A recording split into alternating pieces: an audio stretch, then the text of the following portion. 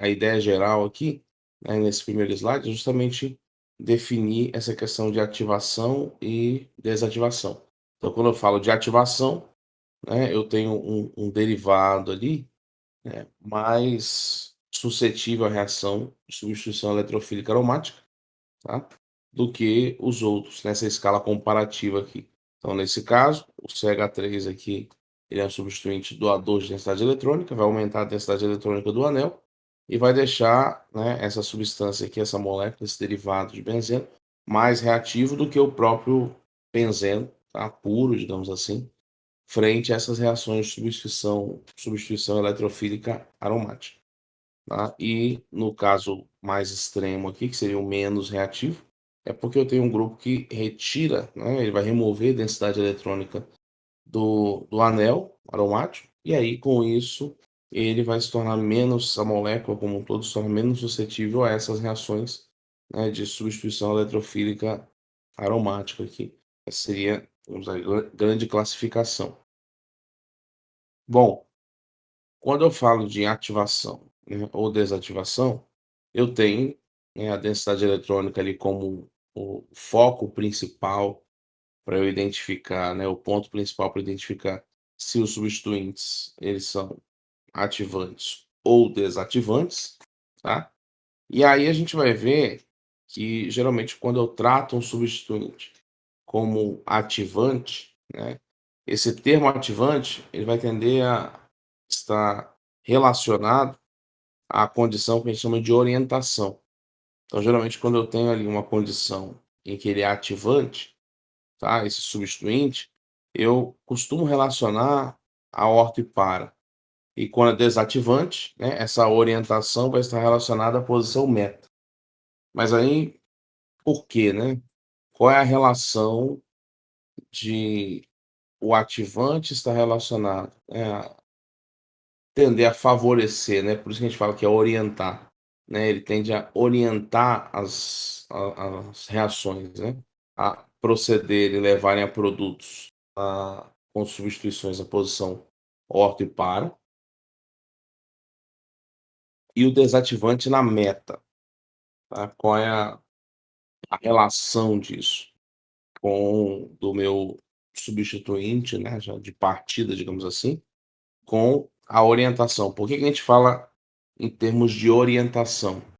Porque, se a gente for pensar, assim, linguisticamente, o que que é uma orientação, né? Quando você tem um grupo ali que segue uma orientação, a tendência é que a maioria, se não todos, sigam um certo padrão. Mas é muito difícil que todos sigam aquilo lá, tá? Então, quando você tem uma condição orientada, a tendência é que você tenha a maioria naquela condição, tá?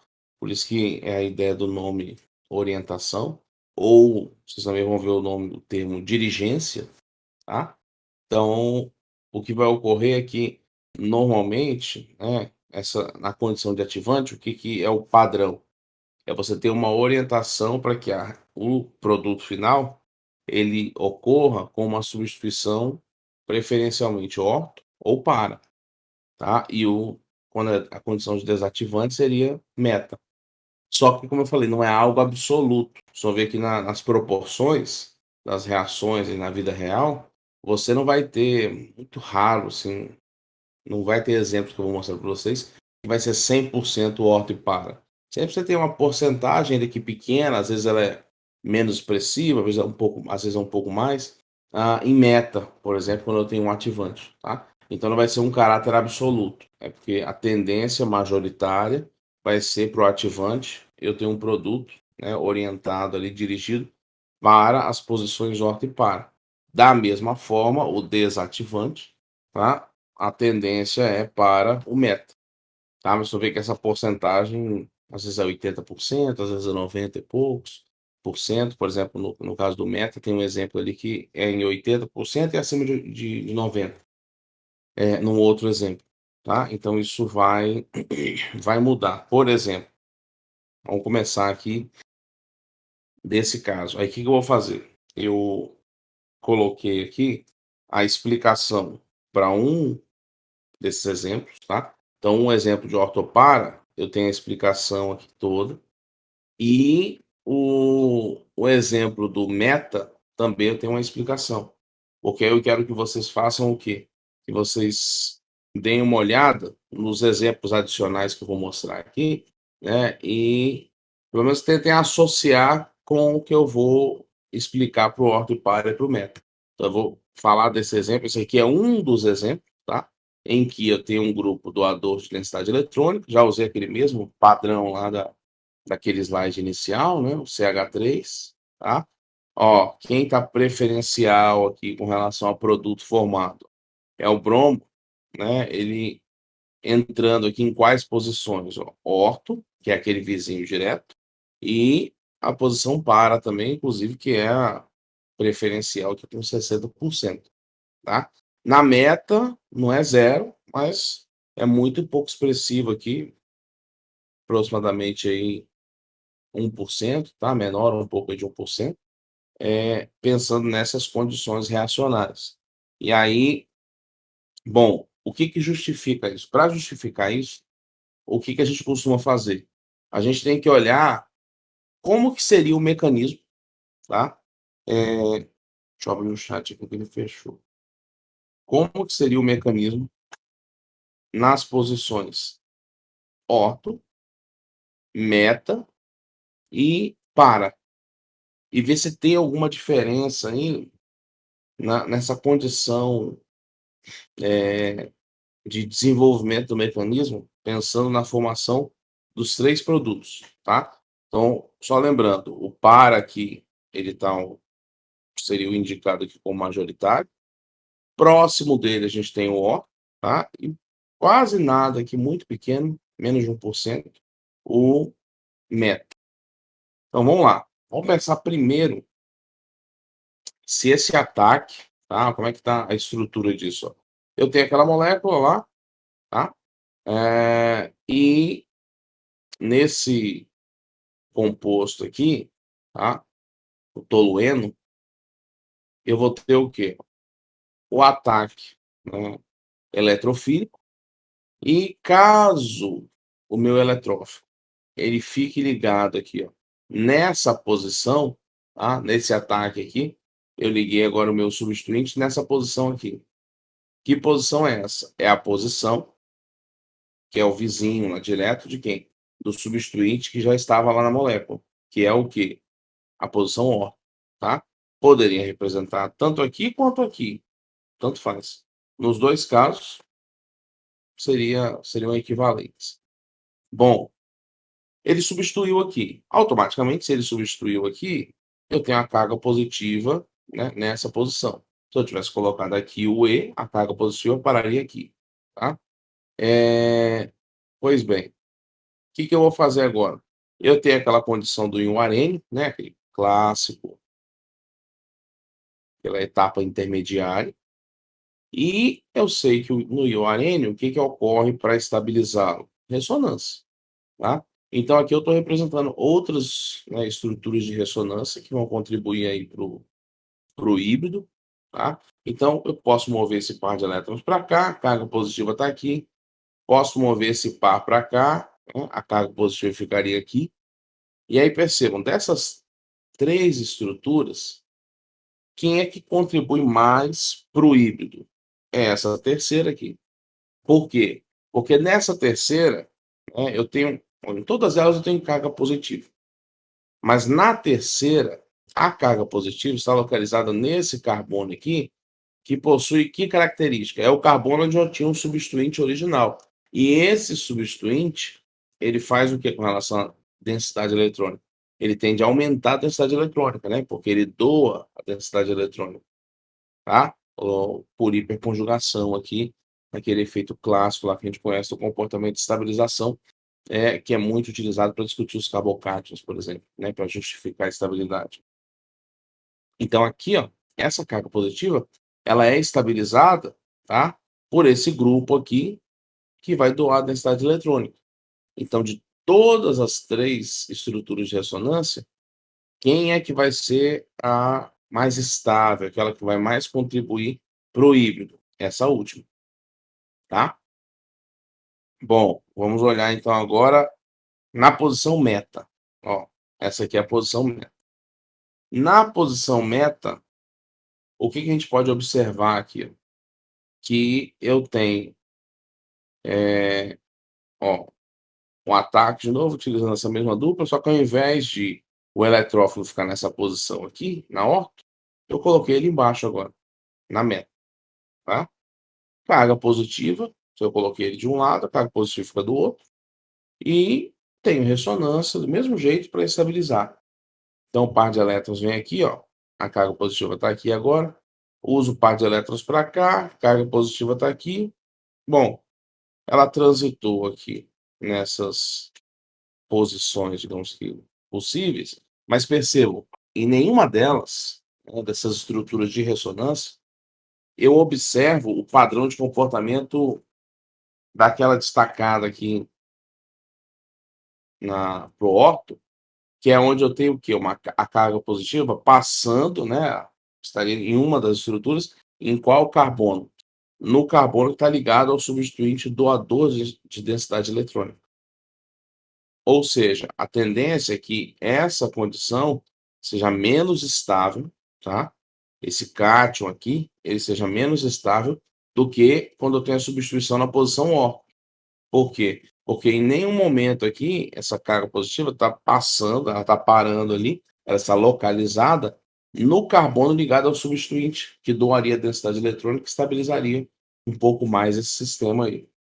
Tá ok? Então no meta não está muito favorecido, não. Vamos ver o para. Na condição para, o que, que eu tenho aqui? Ó? Fiz a reação, né?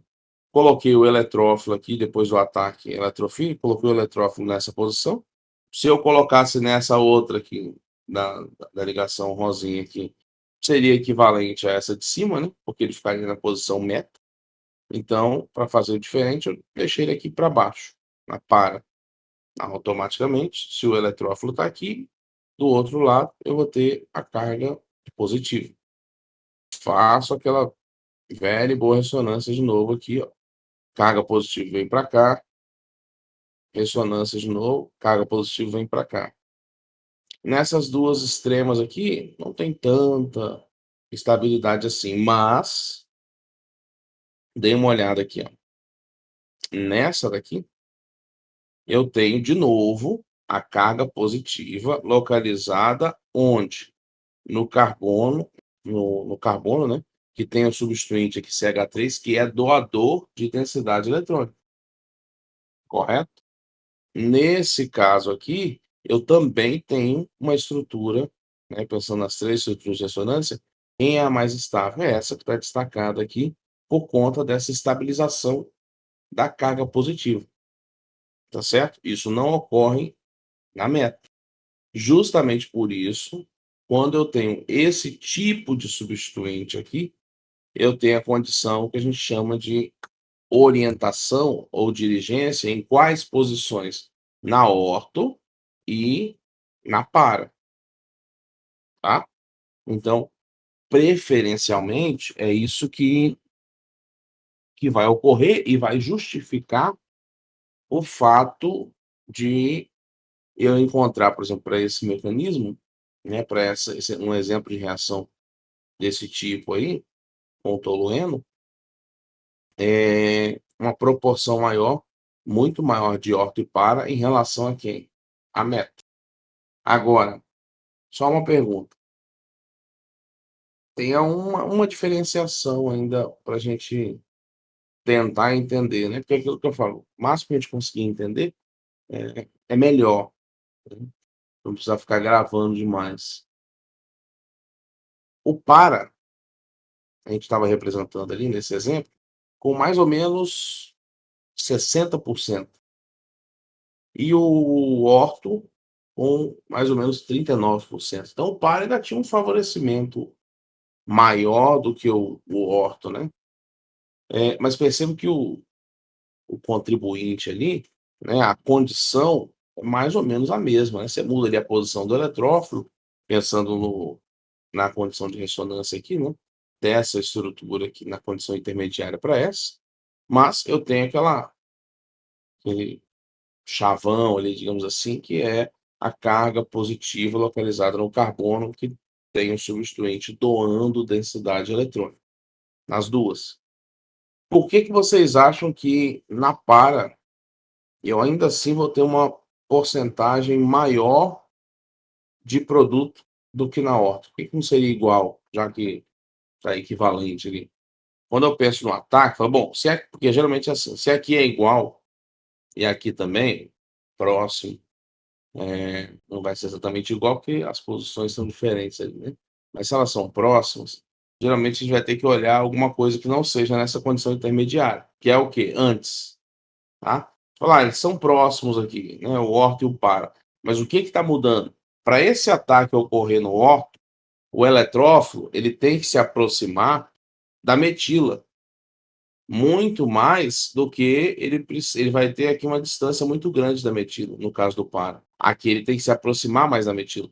Então, eu vou ter um impedimento aqui, né, uma repulsão desse grupo que já está lá, em relação ao eletrófilo, razoavelmente maior no orto, por quê? Porque é a posição vizinha, né, não tem jeito, já vai nascer assim, já nasceu mais difícil do que o para, porque o para ele já está naturalmente longe. Ó, ele se aproxima por aqui, mas ele nem toma muito partido de quem está no oposto, digamos assim, simplificando a discussão. Mas aqui no orto, não. Seja por um lado ou por outro, ele vai ter que se aproximar, né? E aí você vai ter uma repulsão aqui bem mais significativa do que eu encontraria desse eletrófilo em relação ao que está lá do outro lado. Então, por conta, né, dessa dificuldade de acesso aqui, porque eu já tenho um grupo próximo para essa restrição espacial ali, né, e pensando em termos de nuvem eletrônica também, eu tenho essa repulsão, o orto vai ter um pouquinho mais de dificuldade do que o para, normalmente, pensando em linhas gerais. E aí por isso que a tendência é que você tenha um favorecimento maior do para. Esse é um exemplo que eu quero que vocês tentem fazer, aí no começo da próxima aula, eu já discuto isso, pelo menos raciocinar assim: "Ó, será que vai ser parecido, será que não vai? O efeito é o mesmo? Será que vai ser só doação ou ele tem como o nitrogênio?" Aí porque perceba, aqui eu não tenho par de elétrons não ligante, né, mas aqui eu já tenho. Então, falar: "Bom, o nitrogênio mais eletronegativo que o carbono, mas por outro lado ele tem um par de elétrons não ligante. Será que isso vai mudar em alguma coisa?" Tá, então tentem dar uma raciocinada aí nisso aí, e aí percebam que deixa eu voltar aqui. Percebo que aqui, eu não estou indicando as porcentagens, depois, eu vou fazer esse exemplo aqui, mas não se preocupe com a porcentagem, porque o padrão vai ser o mesmo. Tá, já vou adiantar. Você vai ter esse padrão lá, esse favorecimento, né, de de uma posição, no caso aqui de 2, né, em relação à outra, e eu quero que vocês avaliem justamente isso, falando: "Mas por quê e se tem algum efeito diferente, ou se eu poderia representar do mesmo jeito, tá nesse slide aqui, ó. Ah, não, é só substituir por NH2 aqui, e eu posso representar tudo igual."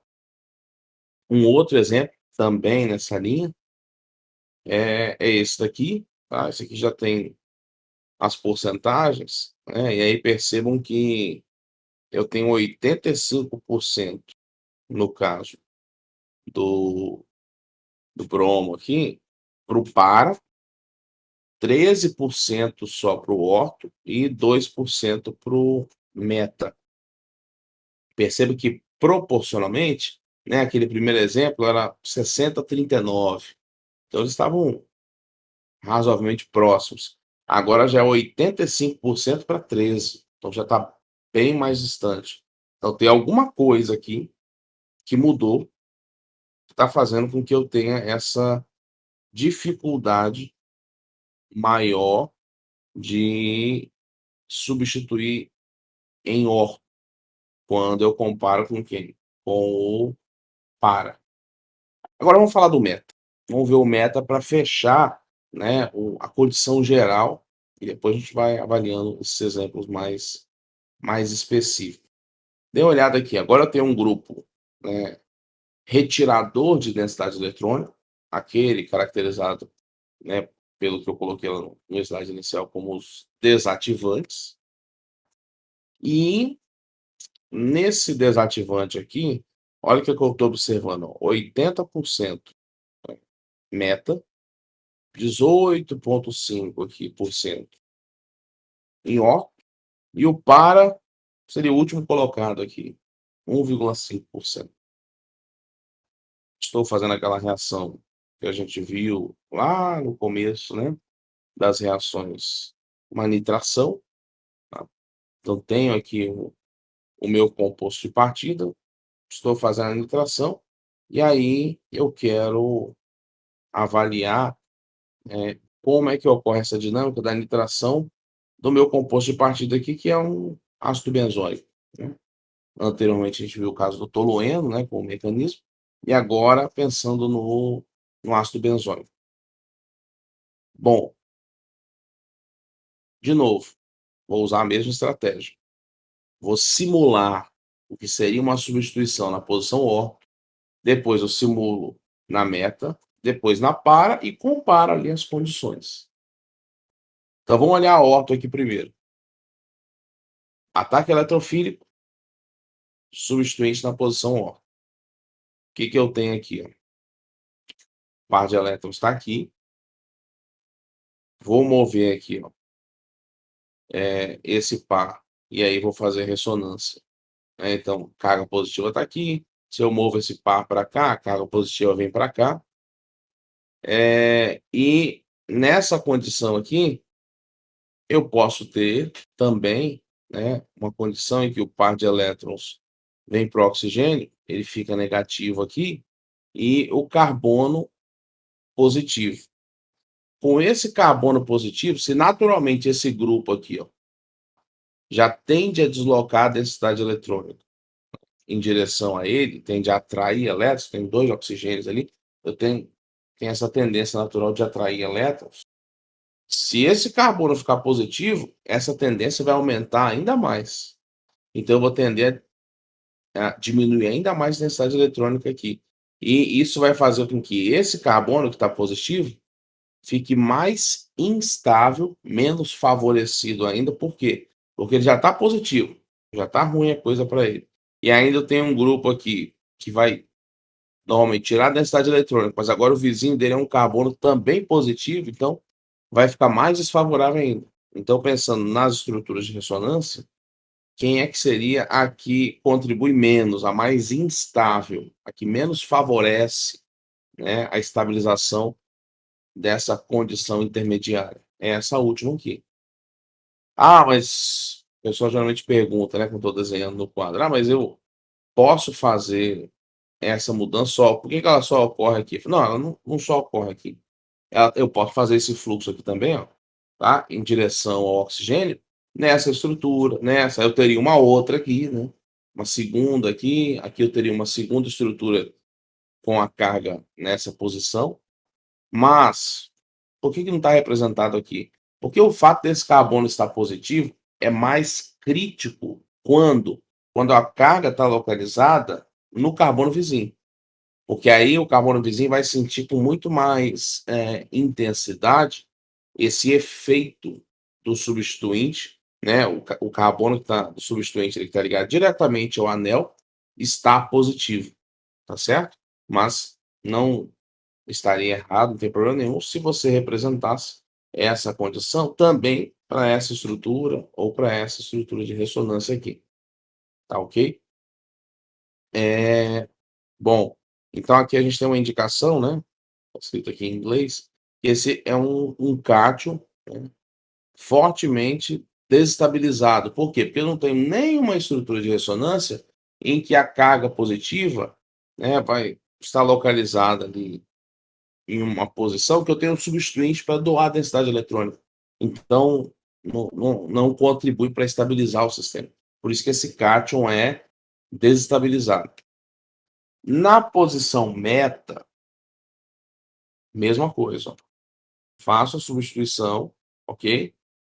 Coloquei na posição meta, vou fazer o fluxo. Ó, par de elétrons está aqui, movo, ele vem para cá, movo esse par aqui, ele vem aqui para baixo. Mas percebam o seguinte, se eu for comparar com essa condição pobre aqui, que ele está colocando, esse poor aqui em inglês, né? Se eu comparo com essa condição pobre, nenhum desses três está nessa condição pobre. Ah, eles não é que eles sejam estáveis, eles são cátions desestabilizados, digamos assim, como ele está usando o termo, o autor aqui está usando, o Vollar, nesse caso, essa figura do Vollar. Sim, ele não é estabilizado, porque perceba, eu saí de uma condição que eu tinha ressonância, né, a aromaticidade, desculpa, eu saí da condição de aromaticidade, pensando no extremo. Eu saí de uma condição aromática para uma não aromática, tá? E esse trânsito aqui de carga positiva não está conseguindo uma estabilização razoável quanto quando eu tenho um substituinte tipo a metila, que a gente viu lá no primeiro exemplo. Só que esse intermediário, ele é menos desestabilizado, tá? Ele, digamos, sofre menos com a presença desse grupo aqui do que o anterior, porque olha as estruturas de ressonância aqui. Em nenhum momento eu tenho a carga positiva localizada em qual carbono? No carbono que está ligado ao substituinte, que é retirador de elétrons, tá? Então aqui ele é destabilizado? Sim, mas menos do que ocorre, principalmente nessa estrutura que está destacada aqui, ok? E por fim, o para. No para, ocorreu o ataque, seu jogo aqui vai ser o meta, né? Coloquei aqui embaixo, para. Carga positiva aqui, ó. Movo o par, ela vem para cá. Mesma condição daqui de cima, ó. Se eu pego aqui, ó, essa condição ela pode ficar assim, ou um caso ainda mais extremo. Movo esse par de elétrons para oxigênio, carbono está positivo, e aí eu tenho destaque aqui uma estrutura ainda mais, um cátion ainda mais desestabilizado, pela condição que a gente discutiu, do mesmo jeito que para o Ó. E posso mover esse par para cá, e aí volto, né, para uma condição em que a carga positiva não está no carbono que tem o substituinte, que seria equivalente a essa outra aqui, né, na posição oposta, né, como se fosse um espelhado aí. E eu tenho aqui essa condição destacada que é pobre em relação a quem? Em relação a essa daqui, tá certo? Então, nesse caso, quando eu considero essa condição, o que que eu tenho ali? Eu tenho o meta, não é que o meta, assim, nossa, como é maravilhoso, mas digamos assim, é o menos pior. O orto e o para, eles vão sofrer mais, né, esse efeito de desestabilização do que o meta. Por isso que quando eu tenho o substituinte, né, que tem esse caráter retirador de elétrons, qual é a tendência natural? É que eu tenha um favorecimento da posição meta. Não porque ela é a mais estável, mas é porque ela é a menos instável, digamos assim. Entendeu? Então, por isso que o meta ele está ganhando nesse caso.